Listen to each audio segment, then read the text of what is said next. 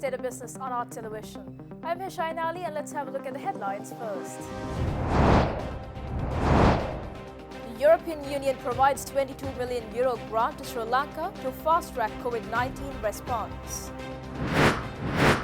Government decides to establish a new account with benefits to Sri Lankan expatriates.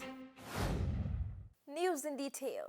Army Commander Lieutenant General Shavindra Silva revealed the officials had to isolate another village in Mana today due to one of the identified COVID-19 patients had participated in a funeral.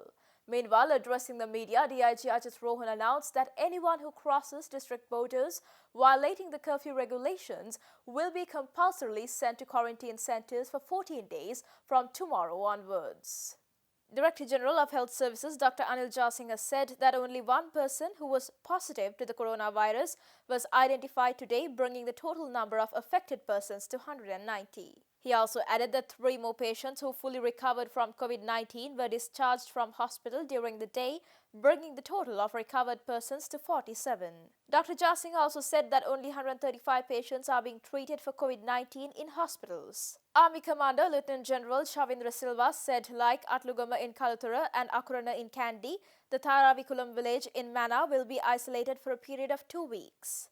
The Army Commander, who is also the Chief of National Operations Center to prevent COVID-19 outbreak, said that around 900 individuals from 400 families at Tharavikulam are prohibited from their houses and outsiders will also not be allowed to enter the area. He also said that even today, 37 individuals who completed the compulsory quarantine period left for their homes after they underwent the PCR tests.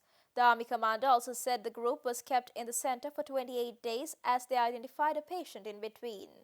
By today, the Triforces have assisted 3,459 individuals to go home after quarantine process and 1,311 persons are being quarantined. He further added that 67 individuals from 23 families in Ratnapura were also sent to the Athalava Quarantine Center as 2 coronavirus-infected persons were identified from the same area. And another batch of 70 individuals from Akurasa were also sent to the Athalava Quarantine Center. Meanwhile, addressing the media, DIG Ajit Rohan announced that anyone who crosses district borders violating the curfew regulations will be compulsorily sent to quarantine centers for 14 days from tomorrow onwards. He also again requested the general public to respect the curfew regulations and be at home, realizing the gravity of the issue which the whole country has faced. The European Union today announced that it will provide a €22 million grant to fast-track Sri Lanka's COVID-19 response. Thus, this grant will be allocated for the betterment of the health, agriculture and tourism sectors of the country. The European Union and its member states are working with partners around the world to tackle the outbreak of the coronavirus pandemic and mitigate the effects of the crisis. Issuing a statement today, delegation of the European Union to Sri Lanka and Maldives noted that Sri Lanka's very low number of confirmed cases of COVID-19 so far is impressive, and to support Sri Lankan efforts further, the European Union is targeting 3 sectors such as health, agriculture and tourism. Hence, for health, the EU will be providing €2 million for equipment and medical supplies to be procured by the World Health Organization and to strengthen laboratory networks in the country. Sri Lanka's agricultural sector will benefit from €16.5 million funding.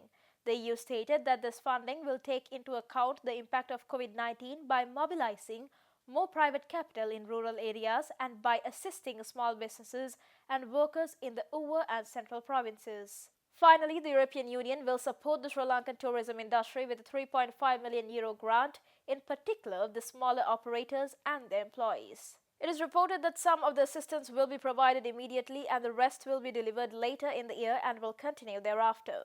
This allocation of the grant was discussed during yesterday's meeting held between the EU delegation, the ambassadors of France, Germany, Italy, the Netherlands, Romania and Task Force Chair Basil Rajpaksha, during which they also commended the government of Sri Lanka for the close cooperation in ensuring the safety and well-being of its citizens and European tourists. The government announced that it will introduce a special account for a worthy investment with tax concessions and concessionary interest rates for Sri Lankan expatriates living overseas and foreigners. This was announced by the co-cabinet spokesperson and Minister Dr. Bandula Gunawardena at the weekly cabinet press briefing held at the Department of Government Information today morning. The Sri Lankan rupee has been depreciating against the US dollar amidst dangers of the coronavirus pandemic all over the world.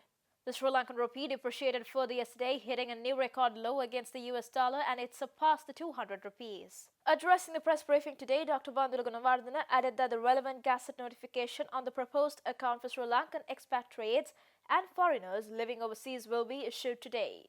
Sri Lanka will pay an extra 2% interest for foreign exchange remitted to the country. Minister Gunawardena added that deposits from all over the world to the account will have to be maintained for a minimum of 6 months. Meanwhile, addressing the Cabinet press conference, Co-Cabinet spokesperson, Plantations and Export Agriculture, Minister Dr. Ramesh Patirana announced that the government will repatriate 33 Sri Lankans who are stranded in international airports in the wave of closure of airports owing to the COVID-19 pandemic. Accordingly, the proposal pertaining to bring back 33 Sri Lankans, which was submitted by Foreign Minister Dinesh Gunawardena, was approved by the Cabinet of Ministers. Thus, these 33 stranded Sri Lankans include government officials and students who are stranded at 13 international airports. Thereby, 5 Sri Lankans in Muscat Airport in Oman, 3 from Dubai Airport, 7 from Singapore Airport, 1 from Addis Ababa in Ethiopia, 2 from Ankara in Turkey, 1 from Malaysia Airport, 1 from New Delhi Airport, 1 from Maldives Airport, 2 from London Airport, 1 from Seychelles, 3 from Papua New Guinea, 1 in Portugal and 5 in Cairo in Egypt will be brought back to Sri Lanka. Minister added that they will undergo a 21-day quarantine process upon arrival. Subsequently, Minister Ramesh Patirana stated that the government is planning to provide an allowance of 5,000 rupees for about 1 million families who were adversely affected by the pandemic. The government initially provided this allowance to 5.4 million families too. Stay tuned for more news right after this commercial break.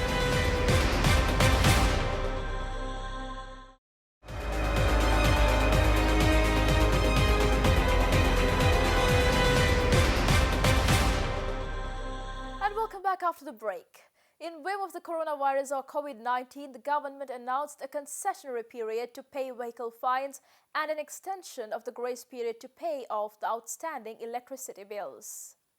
Department of Post announced that it will grant a concessionary period for paying vehicle fines through post offices. Thus, the concessionary period to pay fines will be granted after post offices and sub-post offices resumed its normal duties. Thus, extra charges for the fines that are 14 days overdue will not be charged for the fines levied by the police on or after March 1st.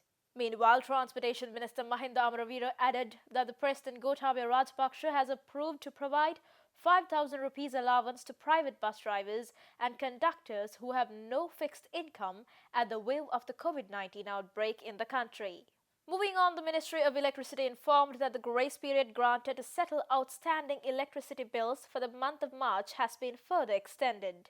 Thus, the grace period has been extended till 30th of April, assuring that the electricity supply will not be disconnected during this period. Ministry also urged all consumers to pay their outstanding bills within the declared grace period. Hambantota International Port will soon begin bunkering for ships that call at the port, providing support to the heavily impacted international supply chain. Hambantota International Port Group Chief Operations Officer Tissa Wickramasinghe said that Hambantota Port is capable of providing approximately 25,000 metric ton of oil at present.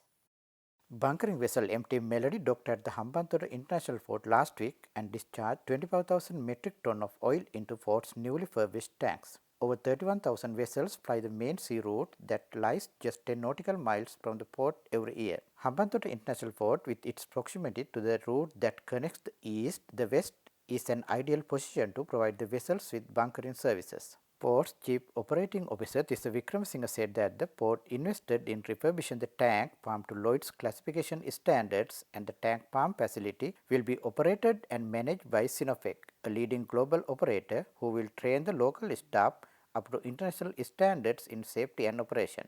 He also added that the facility already has a fully fledged oil testing laboratory at the site, and the port aims to become the bunkering hub of the region and will work with the Sinopec and the local bunker suppliers. CEO Wickramasinghe further added that this is another step by the HIP in achieving its goal of becoming an energy hub.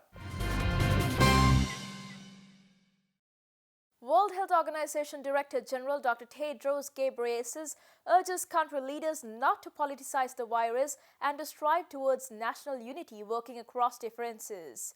He made these observations yesterday addressing the daily press briefing on coronavirus direct from WHO headquarters in Switzerland. At national level, we should be able to work across party lines, across phases, across other differences that we have, across ideology. When there is a crack at the national level between political parties, between religious groups, or between other groups, that's when the virus gets a crack that it can exploit and defeat us. So number one is the national unity, working across party lines. At the end of the day, the people belongs to all political parties. The focus of all political parties should be to save their people. Please don't politicize this virus. It exploits the differences you have at the national level. Speaking further, WHO Director General Dr. Tedros Ghebreyesus stated that governments and partners have pledged more than $800 million for the strategic preparedness and response plans for COVID-19. We issued a strategic preparedness and response plan which identified the major actions countries need to take and the resources needed to carry them out. Governments and partners rose to the challenge.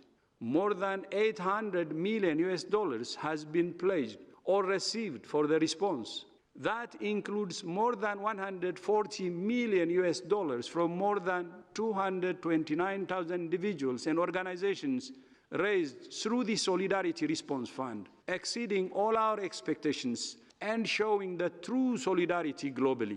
I would like to thank all donors for their support, including Apple for its contribution of $10 million. To ensure this money is used where it's needed most, we have set up an online portal to help partners match needs with funds. Second, we have worked with numerous partners to provide accurate information and fight the infodemic. And that's all news for today. Before wrapping up today's news, we have a special message for you from a frontline health worker. She can be your mother, sister, wife, or your neighbor. So we request you to listen to her and stay home, performing your social responsibility. With that, we'll be leaving for tonight and see you tomorrow. Until then, good night, take care. ඇත්තටම අපේ පවුලේ සමාජිකයන්ට නම් මේ වෘත්තිය අපි කරන එක ඒගොල්ලන්ට අසාධාරණයට ලක් වෙන්නේ පොඩි අයගේ අපිට පොඩි වෙන අම්මලා වගේ අපිට යාළගේ ළඟින් ඉඳන් අධ්‍යාපන කටයුතු වලට සහාය වෙන්න එහෙම අවස්ථාව ලැබෙන්නේ නැහැ ඇත්තටම. එතකොට ඒගොල්ලෝ ඇත්තට මේගොල්ලෝ ඒ වුණාට තරහක් නැහැ අපිට සහාය දෙනවා මේ වෘත්තියට එන්න යන්න කිසි දවසක. අපි දැන් පැය 24 18 එක දිගට වැඩ කරනවා. එතකොට අපි ගෙදර නැහැ පැය 24 18ක්. විශේෂයෙන් අම්මා කෙනෙක් ගෙදර ඉන්න ඕන නයිට් එක. ඒ කියන්නේ රාත්‍රී සේවා මුරේදීවත් අපිට ඒගොල්ලෝ නැති වෙන අවස්ථා. එහෙම බලනවා නම් ඉතින් ගෙදර සමාජිකයන්ට නම් අසාධාරණයක් වෙනවා. ඒ වුණාට ඒගොල්ලෝ තරහක් නැහැ. ඒ අසාධාරණේ වෙන එක ගැන ඒගොල්ලෝ නිතර අපිට සහාය දෙනවා.